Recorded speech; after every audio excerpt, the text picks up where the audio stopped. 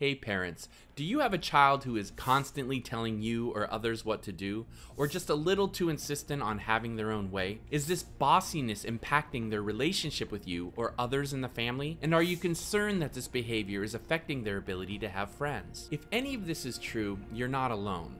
Bossy behavior in children has been on the rise for a long time now, and it's not good for these kids or their parents, siblings, or friends. Sometimes parents get upset with this behavior because it feels disrespectful when a child is acting like they're the boss. Other times, parents mistake this behavior as their kids being confident and they're afraid of suppressing this in their kids. It's my experience that misunderstanding this behavior just makes it worse. And so does a majority of the mainstream advice and guidance on how to address it. In this video, I'll be revealing 5 common mistakes that parents make that lead to bossy behavior in children. So if you're curious to know whether you might be making one of these mistakes and you want to learn how to help your child actually become confident and secure over time and not be bossy, stick around for the entire video. My name is Todd Sarner and I'm a psychotherapist and parenting coach. My mission is to provide parents like you with the education and resources you need to have the family life you've always wanted and to raise children that thrive. This list of 5 mistakes that parents make that lead to bossy behavior is based on working with thousands of parents like you in private coaching, in-person and online classes, and parenting talks at schools and mothers groups and conferences for almost 20 years now. So without any further ado, here are those 5 mistakes that lead to bossy behavior, and they're in no particular order. Mistake number 1, parents misunderstand bossiness for confidence. Bossiness is not usually a sign of confidence in children, it's a sign of insecurity. Sure, some kids just seem to be more confident than others, but for the most part, what parents think is confidence is something else entirely. Children need to feel like their parents are in the lead, that they're in charge in a positive way, especially when they're feeling insecure or anxious. When they don't feel their parent is in charge at any given time, they will instinctively move to be in charge themselves. They don't think about it, they just do it. Parents are not supposed to be dictators to their children, but they're supposed to be the ones who take care of them and take the lead.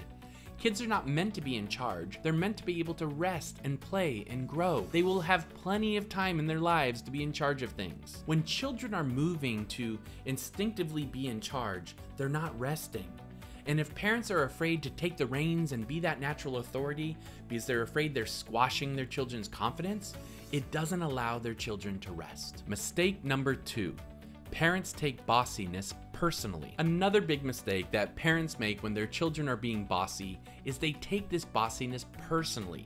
They might get angry at their child for bossing them around, they might see this behavior as disrespectful, or then give their child some kind of punishment, a timeout, or taking something away. Like I said before, a good place to start with this, with not taking it personally, is that bossiness is an instinct that a child has when they're feeling insecure or like no one is in charge in the moment. It's not personal, and it's really not disrespect. If you see it as disrespect, you're probably going to react to it. It is okay to gently but firmly establish that you're the boss. You're the mama bear, you're the papa bear, you're the one in charge. It's okay to set matter-of-fact sounding boundaries, but taking their bossiness personally usually leads you down the wrong track, one that doesn't lead to solutions for you or your child. Mistake number 3, parents try to make everything work for their child. One of the main messages I find myself giving the parents I work with is that it's not their primary job to make their children happy. It's their primary job to take care of them. Of course we want our children to be happy, and of course we want to treat them with love and respect. Just as a practical matter, it's important and essential to understand that our top priority needs to be what is it to take care of them in this moment, not what's going to make them happy in this moment. Sometimes, when our children are not feeling quite right inside, they are going to come up with some crazy or at least childlike ideas about what's going to make them feel better, like certain foods or certain activities. They're going to be completely sure that an ice cream sundae for dinner is going to make everything okay. The thing is, a child is never satisfied when they're the ones taking the lead in getting their needs met. It's like if you ask somebody for a hug and they just said, "Oh, okay," and gave you a little hug. It doesn't satisfy. If that person in the example really knew how it worked, They would try to give you a hug first before you asked, whenever possible.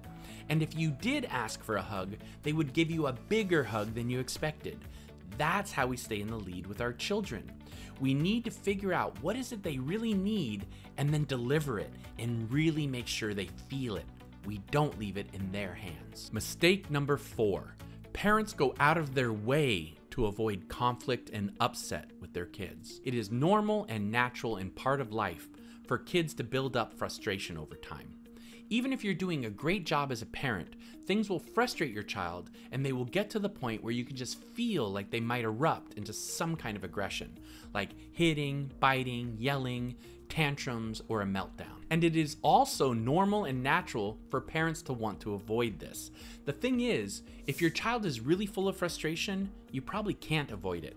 Yes, you might delay it by making things better for them in the moment, giving in to what they're demanding temporarily, but you're only delaying it. When a child is full of frustration, they are much more likely to start getting bossy in a really edgy way.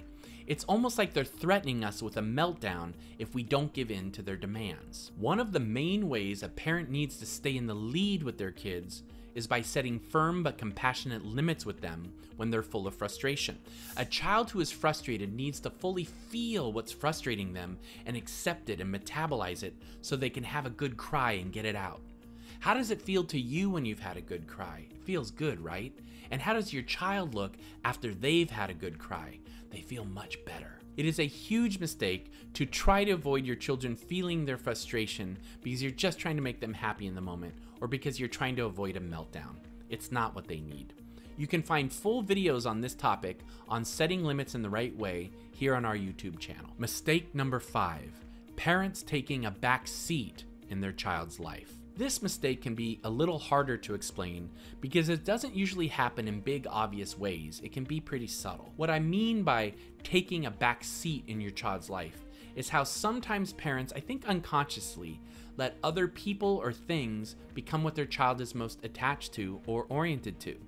If your child becomes too attached to friends or too attached to things like toys or technology, such as TV or the internet, they're less likely to look to their parents as the ones who are in charge. I see this all the time in my practice. A child becomes more attached to other children because they're spending so much time around them. I'm not saying it's wrong for our children to have friends, of course not. We just have to be careful that their friends are not the ones that they're orienting to, that we are the ones that are in the alpha position. When children are more oriented towards their friends or peer-oriented, as my mentor, Dr. Gordon Neufeld, the author of Hold On to Your Kids, describes it, it's more likely that they're going to follow the rules of their peers and their actions will be more geared towards what their friends do. For instance, if their friends don't think it's cool to respect or listen to their parents, your kids are more likely not to do so themselves. Being our children's compass point. So, those are the 5 mistakes that I see parents making all the time that lead to bossy behavior in their kids or that make the bossy behavior worse. A key here is to understand that we are supposed to be our children's North Star. We are their compass point. We are the sun and they're rotating around us, not us around them or them around each other. And this is because that's how they need it to be. It is us being in this position of being the compass point that allows them to rest and play and feel safe and have the time and space to grow. This is what Neufeld calls being an alpha parent. We are the natural authority. We are in the lead. We are the ones who are taking care of them. In my practice, whether it's been private clients or coaching process participants, it's my main focus to help parents be more confident and knowing of how to be an alpha parent. We take the lead in many ways.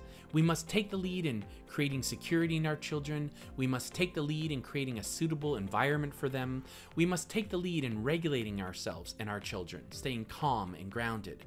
And we must take the lead in responses to their difficult behaviors that actually are effective and help lessen or eliminate these behaviors. And if we are not the ones in the lead in these things, our kids will try to be in charge themselves. That's our video for today. Please be sure to let me know what you think and ask your questions in the comment section below. And as always, let us know what other topics you want us to address on this channel. We will always prioritize the topics we hear you requesting the most in the comments. And be sure to sign up for our free Transformative Parenting Foundations course and community. The course has information in it that I only used to give out to my private coaching clients, and it has a great and supportive community of parents attached to it. You can find out how to join in the description below. Before we go, I always like to include one of my favorite parenting related quotes.